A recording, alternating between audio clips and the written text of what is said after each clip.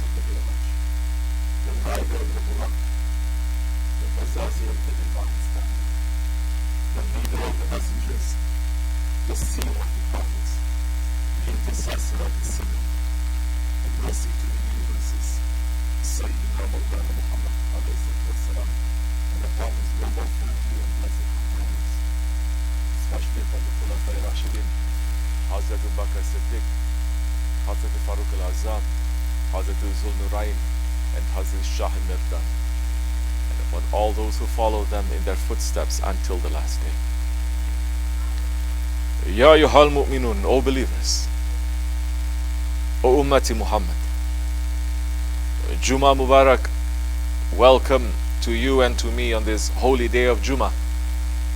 Welcome to you and to me on the last Jummah of the holy month of Allah, the month of Rajab.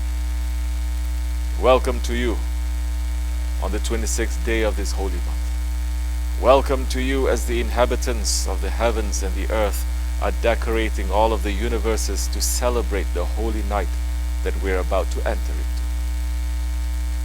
O believers, we should ask sincerely to our hearts. We should ask if our hearts are excited and moving for what is about to come tonight. Are our hearts moving for the amazing night that we're about to commemorate? Or are we in complete ghaflat and indifference towards this night that we're entering into? O believers, O Ummati Muhammad, if our hearts are not moving, we should be very worried about ourselves.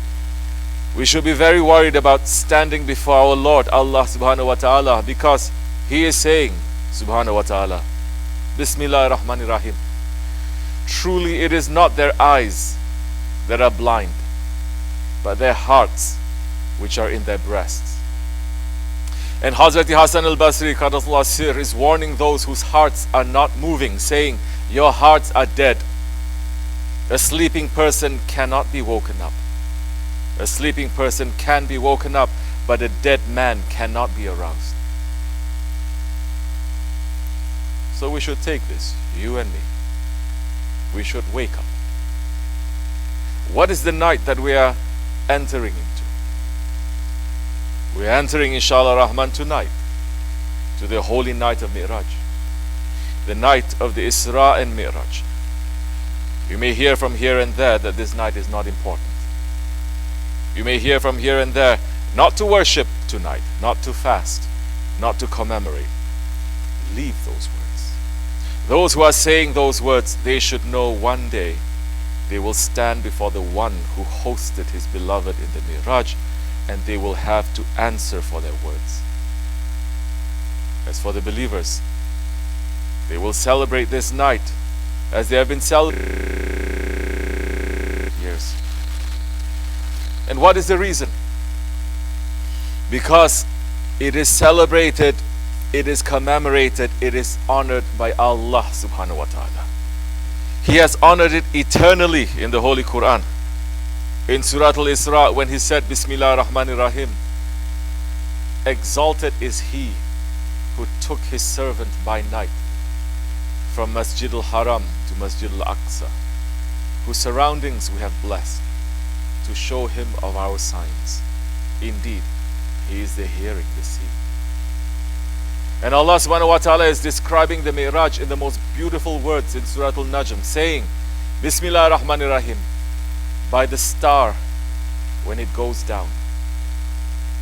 Your companion Muhammad is neither astray nor being misled, nor does he say anything of his own desire. It is no less than inspiration sent down to him. He was taught by one mighty in power, endued with wisdom. For he appeared in stately form while he was in the highest part of the horizon. Then he approached and came closer, and was at a distance of but 2 bow lengths, and even nearer. So did Allah convey the inspiration to His servant, conveyed what He meant to convey. The heart did not lie in seeing what it saw. Will you then dispute with Him concerning what He saw? For indeed, He saw Him at a second descent, near Sidrat al-Muntaha, beyond which none may pass. Near it is the garden of abode. Behold, Sidrat al-Muntaha was shrouded in mystery unspeakable. His sight never swerved, nor did it go wrong. For truly did he see of the signs of his Lord, the greatest. For the man of faith, these words, Sadaqallahul Azim, these words are enough to leave him speechless and to leave his heart trembling, to make a man to understand the unimaginable greatness of the night of Mi'raj. The surah is teaching us that when the Holy Prophet ﷺ recited this surah at the Kaaba, the unbelievers were so shocked that they were speechless. And after he recited the surah, he made sajda. And all those unbelievers who hated him so much, they became so affected by this surah that they bowed down and they made sajda. Ya ayyuhal mu'minun, O believers, what is this night? What is this Mi'raj night that Allah subhanahu wa ta'ala is describing in the Holy Quran? It is the night that Allah subhanahu wa ta'ala invited His beloved Rasulullah alayhi salatu wasalam to the divine presence. And this Mi'raj came after the hardest days, the most difficult days for the Holy Prophet alayhi salatu wasalam. This Mi'raj came after the year of sadness. It came after the passing of Hazrat Khadija, the one who was giving so much support to the Holy Prophet ﷺ, when all others were not giving him any support. It came after the passing of Abu Talib, the beloved uncle of the Prophet, who protected him when all the Quraysh were attacking him. It came after the death of the sons of the Prophet. It came after the Muslims were boycotted by the entire society, that they did not have anything to eat or to live by, because the whole of the Muslim society, the whole of the Quraysh society turned their backs on them. It came after the kuffar. They were dumping the insides of a camel on the head of the Holy Prophet. It came after the Holy Prophet was stoned by the children and slaves of Taif. And the day before the Mi'raj, the Holy Prophet ﷺ, he was sitting alone in the Kaaba. And Abu Jahl and his friends came and began to mock the Prophet. They said, "How can you be a prophet when you sit here all alone? Where is your following? Where are your helpers?" And as our Shaykh is saying, may Allah raise his station, Sahib al-Saif is saying that the human side of the Holy Prophet ﷺ, it became very hurt. And our Shaykh is saying that night the Holy Prophet ﷺ went to rest, and he was feeling very sad. He was feeling very lonely. And with that broken heart, the Holy Prophet ﷺ rested. He said, "My eyes were closed, but my heart was very wakeful." And Allah subhanahu wa ta'ala was looking at the heart of His beloved. And He called Sayyidina Jibril alayhi salam and said to him, "My beloved, whom I have chosen from amongst all my creation, the best of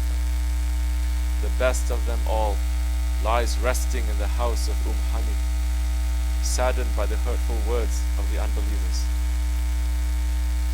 Let your piety and obedience be an invitation to my beloved. Go, decorate your dazzling wings with the gems of paradise, and enjoy the dignity of being at His service. Go and tell Mikhail to leave off the weighing out of provisions for this night. Tell Israfil to abandon his trumpet for 1 hour. And tell Azrael for this one night to refrain from taking any souls. Tell the angels of the lights and luminaries to adorn the heavens with lamps.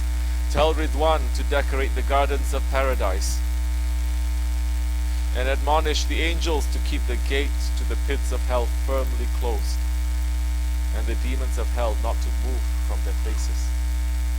Tell the Huris to beautify themselves and to set about scattering precious gems, preparing all the paradise mentions. say to the throne-bearing angels, wrap the sphere of the skies in its blessed robes and equip yourselves each with 70,000 angels.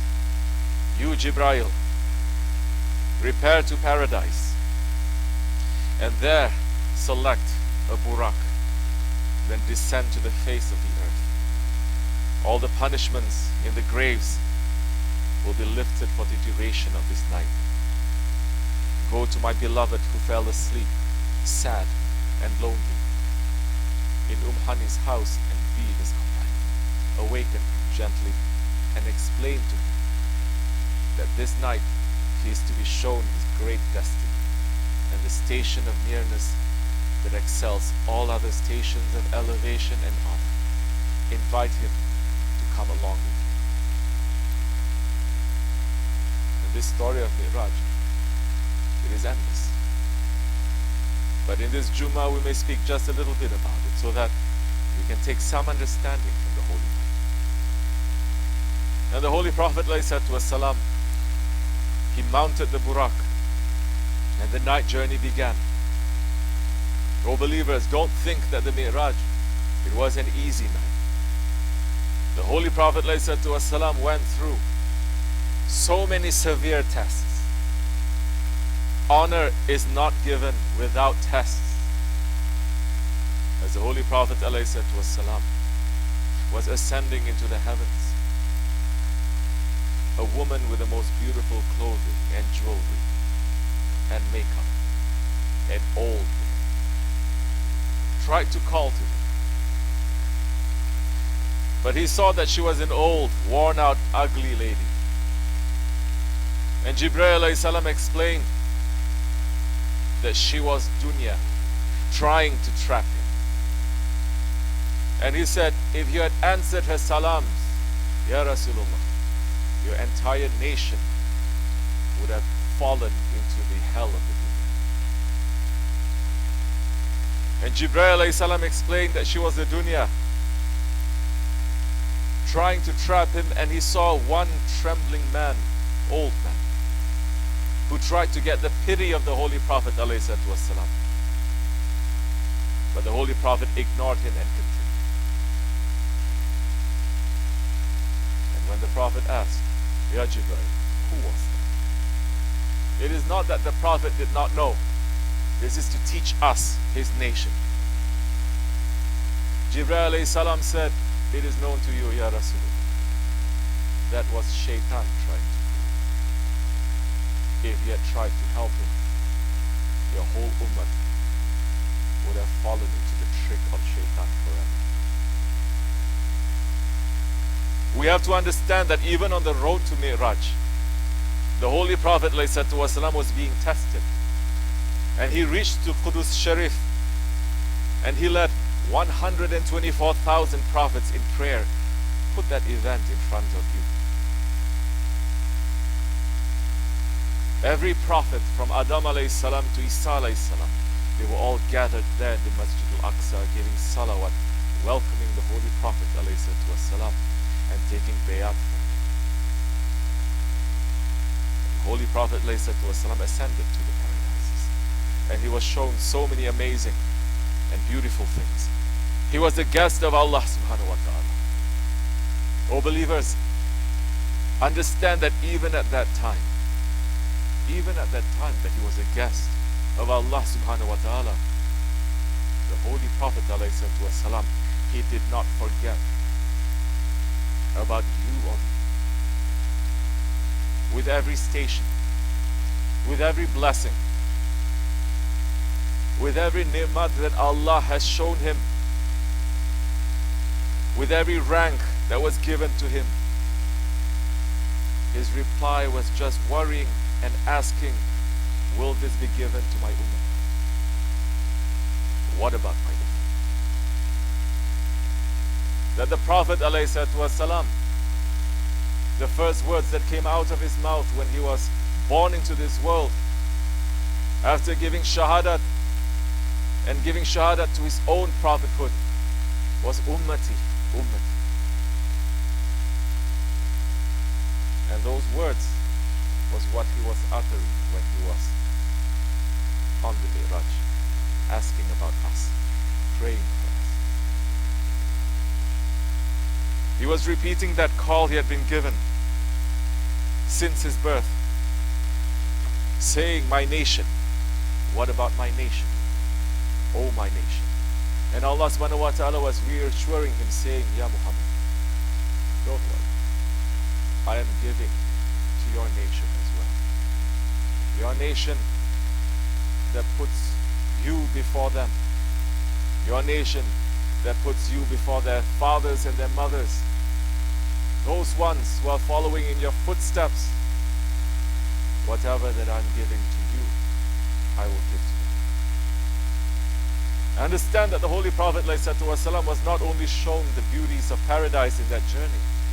In the Miraj night, Allah subhanahu wa ta'ala also showed the Holy Prophet ﷺ Jahannam. And He showed him the punishments that were going to come to this ummah. Because the Prophet ﷺ, he is the bringer of good tidings, glad tidings, and he's also a warner. And the Mi'raj, it is to give us good tidings, and it's also to warn us. He saw a group of people who were hungry and naked, and around them were crops that were on fire, and there were angels who were forcing them to eat those crops. And he was told that these were the people of the ummah who did not give zakat, who did not have compassion to the poor people, to the widows, to the orphans. And that description fits exactly majority of the Muslims of the 21st century. He saw people that were making huge piles of logs and kept trying to lift them even though it was impossible, and they were torturing themselves. He was told that these are the people of your ummah who were chasing after the dunya. Exactly what is happening today in the second Jahiliyyah. That imams and sheikhs from the minbar and the mihrabs, they are pushing people to run after the dunya. And he saw a group that had tongues sticking out from the backs of their necks, and whose faces had become like the faces of pigs. From above and from below they were being whipped and beaten. And he was told, these are those who gave false witness and false testimony and took away the rights of Allah.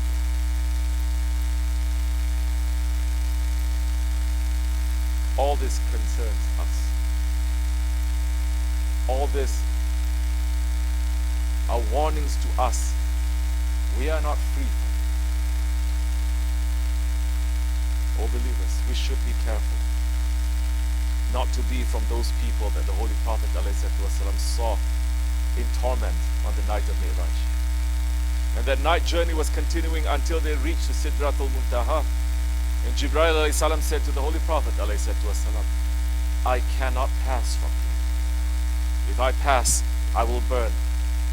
And the Holy Prophet ﷺ continued in that journey alone. 5 times 500,000 years he went on the journey to the divine presence. And because he was alone, Allah subhanahu wa ta'ala would never leave his beloved alone. There were others that were with him. There are so many secrets there. He heard the voice of Hazrat Abu Bakr. He saw the presence of Hazrat Ali. And when he came to the Kaaba Kausain station, that he was closer than the bow's length and even nearer. And the Habib and the Mahbub, the Talib and the Matlub, the Ashik and the Ma'shuq, they met.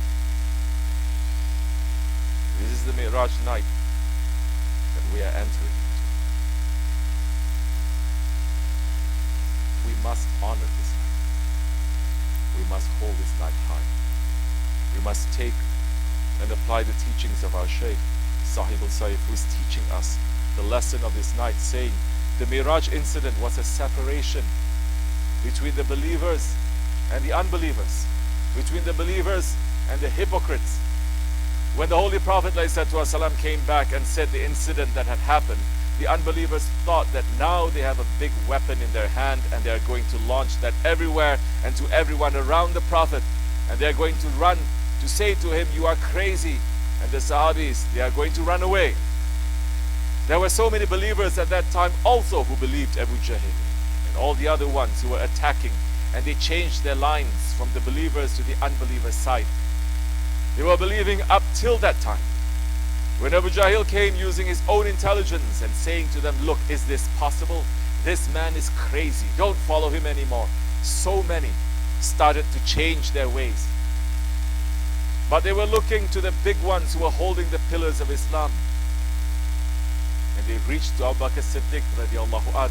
They said, the mushriks said, "If we fool this one too, then all that are around him are going to leave." So they came to Abu Bakr Siddiq radiallahu anhu and said to him, "Ya Abu Bakr, you are an intelligent man, and now we came to you with intelligence. That man whom you are following now, he is saying," you didn't see him yet, but he is saying that he went to Mi'raj in a very short time at night and he came back and all these stories. What do you say to this? You are an intelligent man. He said to them, "If he said that, then I accept. I don't have to hear him." "Are you saying that he said that?" They said, "Yes." He said, "Then I accept. Because now I have enough evidence to understand that Allah is giving no limitations to that Prophet. He is a prophet." Alhamdulillah. So that way Abu Bakr Siddiq radiallahu anh was given the title Siddiq, the most trustworthy one. Alhamdulillah. We are following this way. We are following his way. We are following the Naqshbandi way, which is the Siddiqi way. The way that is coming from Abu Bakr Siddiq radiallahu anh is reaching to our time. We must correct ourselves, especially in these days and especially in these nights. We must leave the heedlessness aside. We must leave the wrong egoistic desires aside, the wrong egoistic ways aside, and we must ask from our Lord Allah subhanahu wa ta'ala, "Ya Rabbi," we are asking forgiveness for every shortcoming that we are doing. We know that we have not reached anywhere. All things that we are doing do not fit to your divine presence. Accept this week's service. Make us the worthy ones, the good ones, and count us amongst those ones. We must ask. Inshallah Rahman, we will take these teachings and apply it to our life. O believers, never forget. If we want to reach to where the ones before us reached, we are going to be tested. And only the one who has discipline, they are going to pass the test. We must follow the example of Hazrat Abu Bakr, and no matter what, always accept, always submit, and always follow our share. That time, inshallah Rahman, we may be counted as being on the way of the Siddiq. Astaghfirullah, astaghfirullah, astaghfirullah.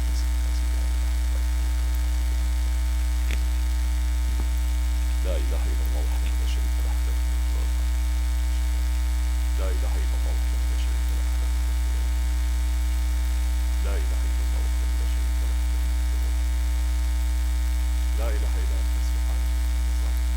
لا إله إلا أنت سبحانك إني كنت ظالما. لا إله إلا أنت سبحانك إني كنت ظالما. سبحان قدوس سبحان قدوس إن